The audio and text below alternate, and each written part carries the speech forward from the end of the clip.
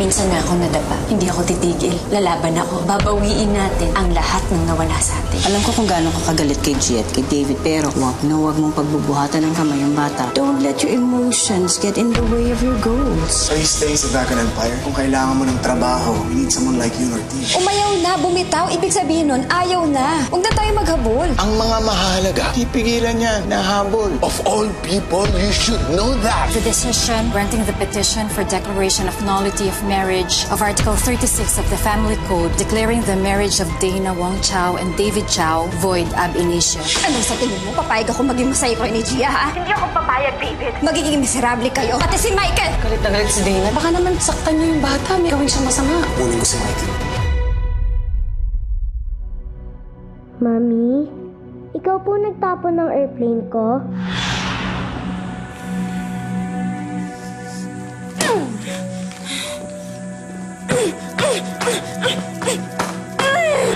Ikaw po nagtapon ng airplane ko? Get out! Get out! Mami, bakit ka po umiiyak? Marika, iniwan na tayo ng daddy mo. No! Iniwan na niya tayo.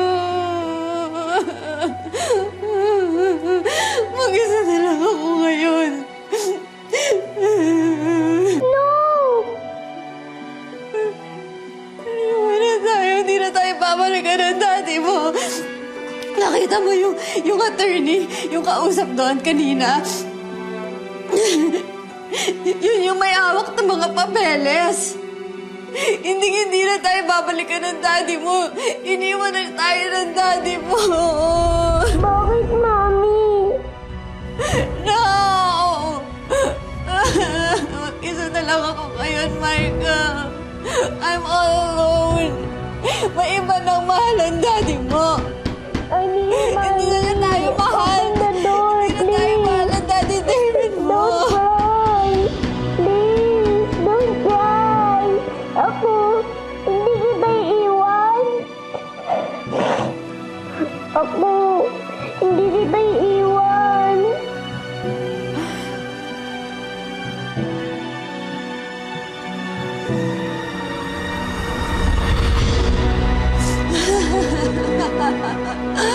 Kuya, kailangan ko lang kausapin si Dana at si Michael. Sir David, pasensya na, pero bilin kasi ni Sir Adam, hindi ka na pwede pumasok eh. Importante lang talaga, Manong. Sige na, mabilis lang. Hindi talaga pwede. Ang mabuti pa, umalis ka na. Sige na.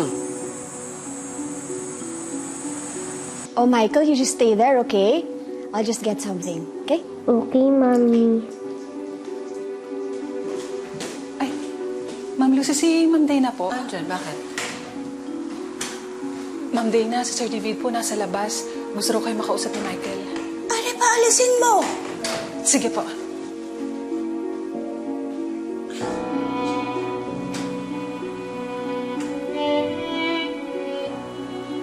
Ay, nako. Nangangaway na naman si David. Kukunin na naman niya yung anak ko, si Michael. Tapos, isasama niya dun sa babae niya.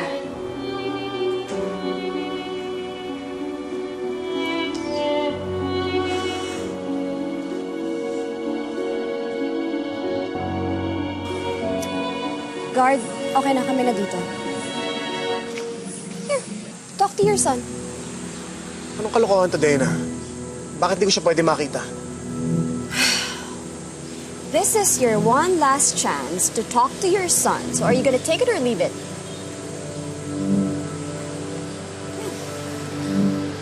Michael, okay ka lang? Iniwalayan mo na po ba, Mami ko? Totoo ba, Daddy? Iniwan mo na Mami ko forever? David, huwag ka magsinungaling sa bata, please. Tell the truth. Michael, may kailangan ka kasi malaman. May iba ka na daw mahal, Daddy! Bad ka, Daddy! Bad ka! Hindi na tayo family! Bad ka! Hindi mo dapat pinigla yung bata. I know. Hindi kayo. Sorry. Nadulas ako eh.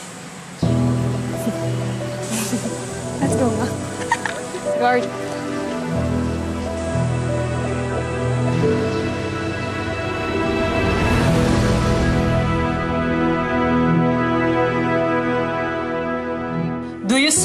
tell the truth and nothing but the truth? I do.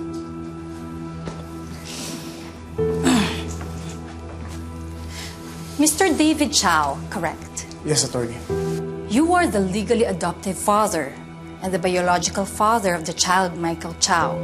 Correct? Apo. Sa mahigit na 8 taon, masasabi mo ba kung naging mabait o masamang ina si Dana sa iyong anak? Hindi siya perpektong ina. Pero nakita ko na mahal niya si Michael. Kung ganon, hindi na ako magpapaligoy-ligoy. Kung ikaw ang tatanungin, kaninong ina mo gustong mapunta ang iyong anak, Mr. Chow?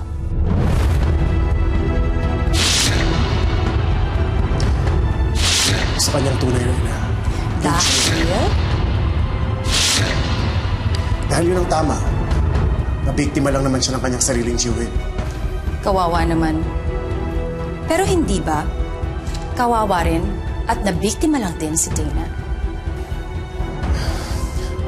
Yes, attorney, pero... Nalaman ni Gia na siya ang tunay na anak matapos mong magpa-DNA test kasama ang anak mo. Hindi mo lang naisip na protektahan ang legal mong asawa? Na hindi mawala sa kanya ang legally adopted child ninyo? Matagal na magulo ang pagsasama namin ni Dana. At ang sa inyo ni Miss Gia Wong ang maayos. Walang namamagitan sa amin ni Gia. Wala. Pero malimit siyang pumupunta sa bahay niyo, Mr. Chow. Labas-masok sa bahay niyo. Close pa rin pala kayo?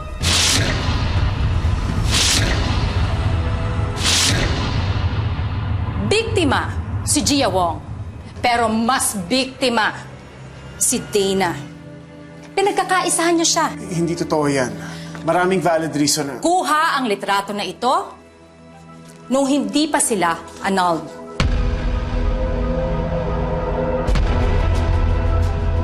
Questionable ang morality ni Gia Wong, Your Honor. Nagkamali na minsan ang depensa noon. Maaaring patuloy pa rin nagkakamali base sa aksyon. Si Dana, iniwan ng asawa. Ngayon naman, balak na agawan ng anak. Sino ba talaga ang totoong biktima dito, Mr. Chow? No further questions, Your Honor.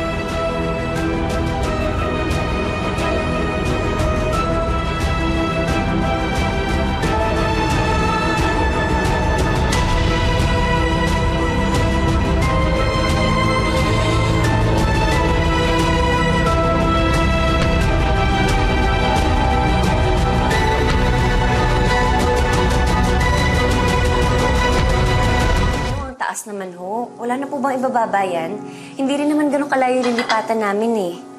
May kasama na ho ba yung pahinante tsaka magbubuhat? Sagad na ba talaga? Babalikan ko na lang ho kayo. Hanggang bukas na lang po kasi yung palugit namin dito eh. Kailangan na rin ho namin umalis. Sige ho, salamat.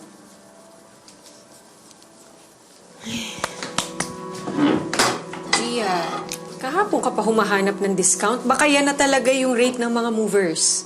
Ma, baka naman makatsyempo ako ng mas mura. Alam mo na, tipid-tipid din. Ay, ako na.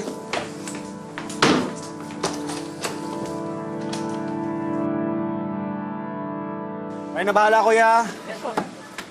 Morning. Oh, David? Lipat bahay po. Baka may ready na kayo pa-move out. Nabanggit kasi sa akin ni ma'am kagabi na kailangan daw ng lipat bahay. Nagkataon, wala namang gagamit itong truck, so ikaw na bahala. Sabihan mo na lang yung mga tao kung anong kailangan nilang gawin. Mabait yung mga yan. Maraming salamat, David, Sige, well, I have a meeting, so I gotta go. Salamat ulit, malaking tulong to. Sige.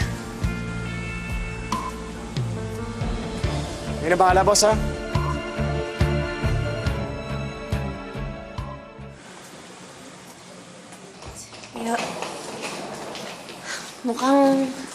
Mukhang maganda naman yung lugar, Ma. Maluwag. Oo, anak. At saka magandang presyo binigay sa atin ito. Ang sabi lang ng may-ari, ingatan. At saka maging malinis lang sa bahay nila.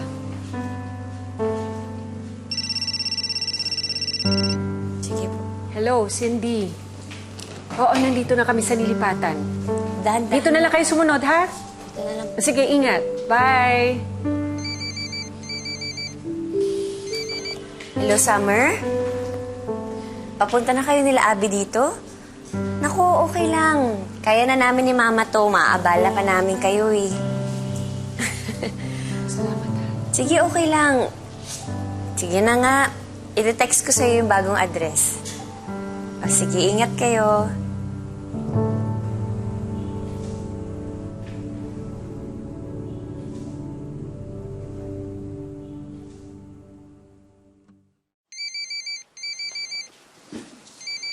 Hello, attorney.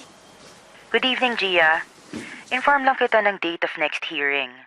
It's confirmed this Thursday at 9 a.m. Sige ho. Thursday, 9 a.m. Salamat, attorney, ha? Sige ho.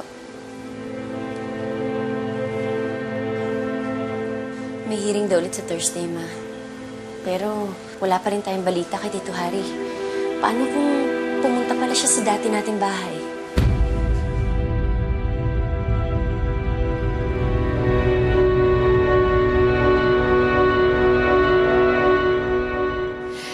Sinabi mo na sa isang ospital ka sa Cebu nanganak at doon na rin namatay sa sunog yung isinilang mo makalipas ang ilang araw, tama?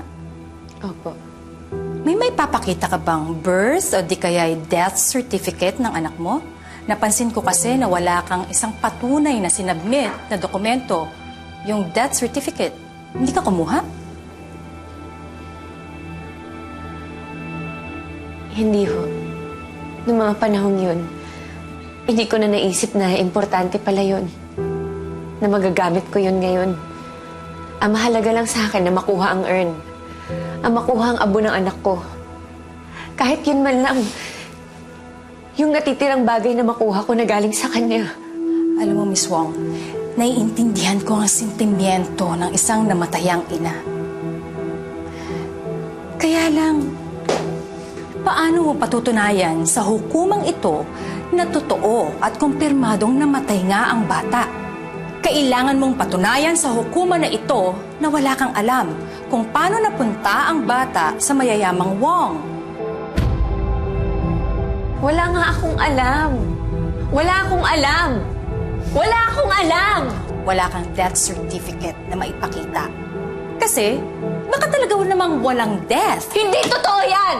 Yung sinasabi mong taong nag-kidnap at nagbenta doon sa bata, doon sa anak mo, nasa na? Nagtatago pa ba? O itinatago nyo na rin? Hindi totoo yan! Hindi namin tinatago ang kapatid ko! Order in the court!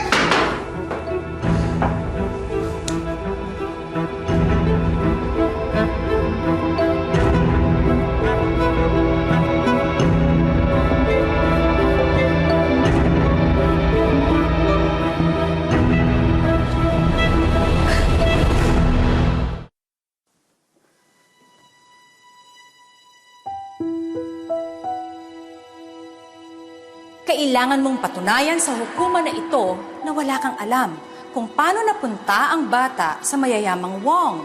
Wala nga akong alam. Wala akong alam. Wala kang death certificate na maipakita. Kasi, baka talaga namang walang death. Hindi totoo yan!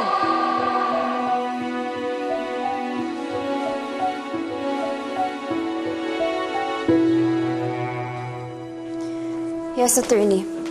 Ang priority natin ay yung well-being ni Michael. I will send you articles about RG&E. Sigurado ko ito magpapabagsak kay Gia. Yes. Number 1, she doesn't have a job. Number 2, hindi niya kayang buhayin si Michael. That's good. Mukhang sigurado na ang pagkapanalo mo, Mrs. Chow. Of course. Ako ang ina. Ako lang. Thank you, attorney.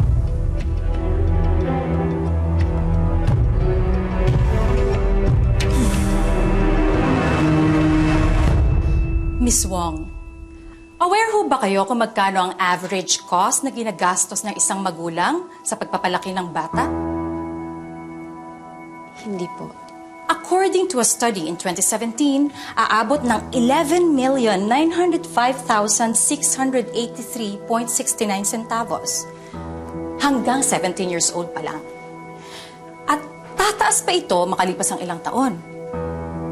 Lalo na sa estadong kinalakihan ni Michael. Miss Wong, alam naman natin na ginagawa natin ang lahat ng ito para sa kapakanan ni Michael.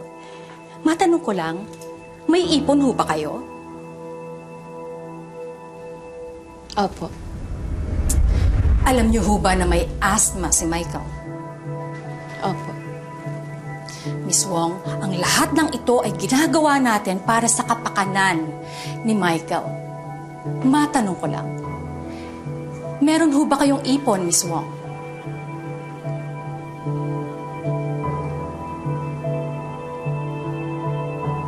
Miss Wong? Meron ho. Noon. Nagka-problema lang ho kasi sa negosyo. Tatanungin ulit kita ha, may ipon ho ba kayo o wala?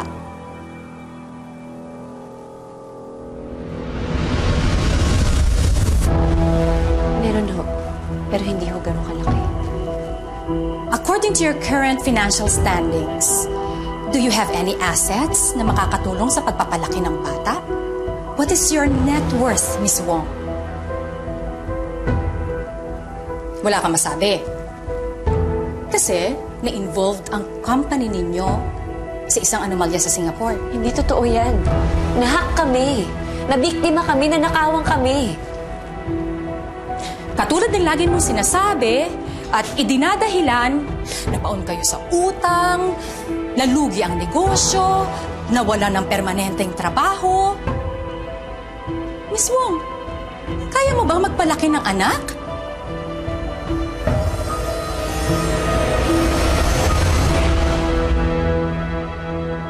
Miss Wong, magkano ho ba ang tuition fee doon annually?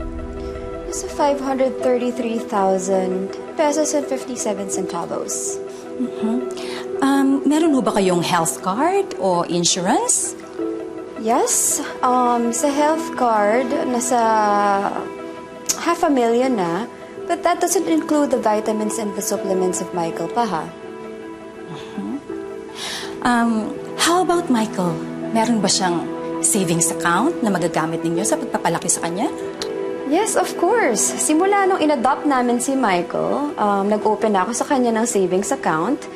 Every month, naguhulog ako at least mga 100,000. So as of today, nasa 24 million na. You know, I wanna make sure na secure yung future ng bata.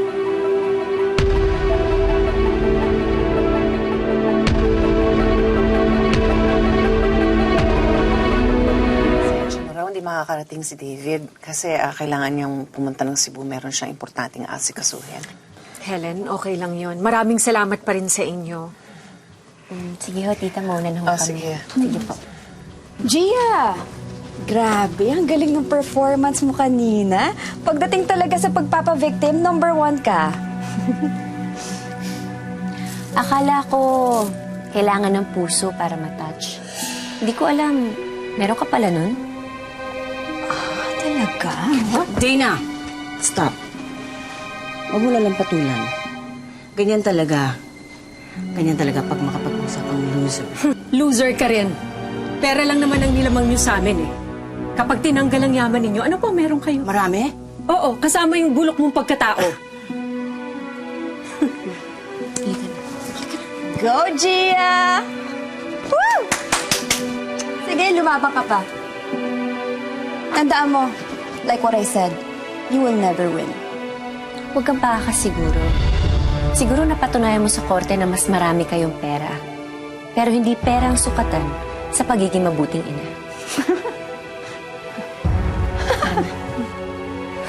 Tara na.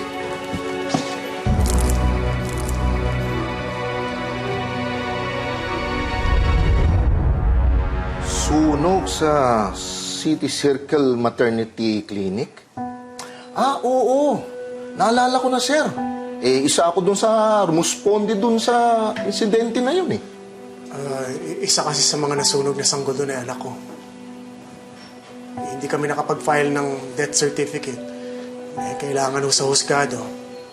Baka po meron kayong incident report dyan. Meron naman, sir. Kaso matagal na kasi yun. Baka mahirapan tayong halungkatin yun sa katagalan.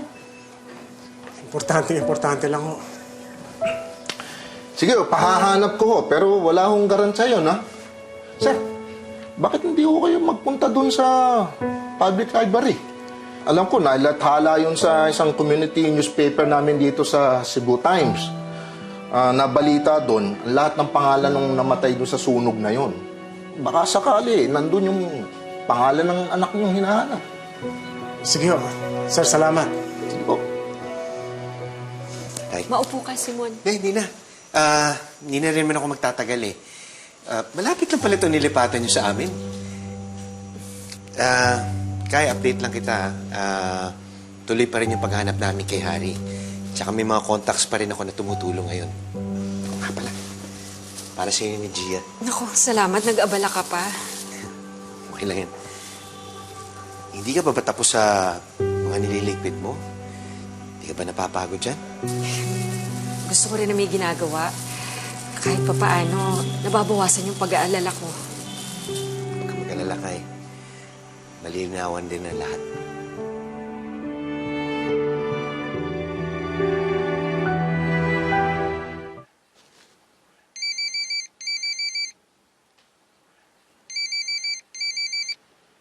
Hello? No, Gia. Si Tito Harry to. Tito Harry? Gia, kailan ang susunod na hearing? Bukas! Nasaan ka? Ang tagal ka na namin hinahanap ni Mama. Nasaan ka dito? Gia, papakita ko bukas. Susuko na ako. Sisiguraduhin kong nanagot si Lucy mo.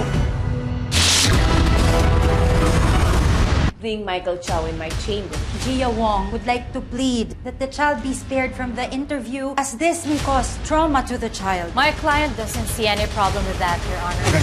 Martes. Ano trauma pinagsasabi ni Gia? Natatakot lang yun na makausap ng judge si Michael kasi alam niya yung loyalty ng bata nasa akin. Pakakausap ko sa'yo si Michael habang may chance ka. Wag na wag mo kakalimutan yung lagi ko sinasabi sa'yo. Ako po ang pinakamahal mo. Love Thy Walk.